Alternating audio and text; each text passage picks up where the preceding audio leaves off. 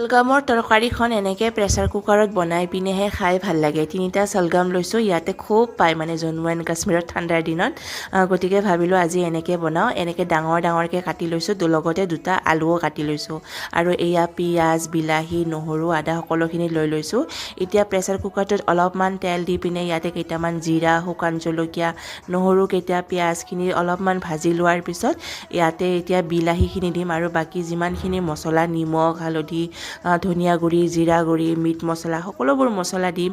তাৰপিছত অকণমান লাল মিৰ্চ পাউডাৰো দিম। ইয়াতে ধুনীয়াকৈ ভাজি ল'ম এইখিনি মছলা আৰু তাৰপিছত ইয়াতে এতিয়া এই কাটি লোৱা সলগম আৰু আলুখিনি দি দিম। এই ৰেচিপিটো আচলতে মোৰ ভাড়াঘৰৰ মালিকনীৰ যিজনী ভাবি হয় ন, তেখেতে মোক কৈছে যে সলগমৰ চব্জিখন এনেকৈ বনাই খাবি। মই আগতে ভাজি কিনেহে বনাই খাইছিলোঁ, একো সোৱাদ নালাগে। তাৰপিছত ভাবিয়ে ক'লে যে নহয়, এনেকৈ প্ৰেছাৰ কুকাৰত বনাই পিনে খাব লাগে, বহুত ধুনীয়া টেষ্টি হয়।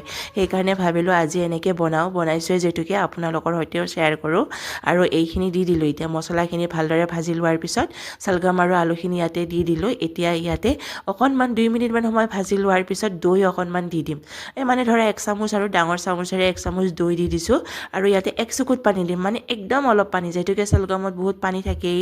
পানীখিনি দিয়াৰ পিছত আকৌ ইয়াতে কচুৰি মেথি অলপমান দি দিছোঁ। এতিয়া ঢাকনখন লগাই মানে হুইচেল এটা আহিব দিম, মানে এটাও আহিব নালাগে, এনে আৱাজ এটা আহিলেই মানে কুকাৰটো অফ কৰি দিলে হৈ যায় আৰু। তাৰপিছত এয়া ধুনীয়াকৈ আমাৰ সলগম আৰু আলুৰ চব্জিখন একেবাৰে ৰেডি হৈ গ'ল। আৰু সঁচাকৈ বহুত ধুনীয়া লাগিছে, একদম মাংস হেন লাগিছে খাই কিনে। মই ফাৰ্ষ্ট টাইম এনেকৈ বনাইছিলোঁ, বহুত বেছি ভাল লাগিল খাই।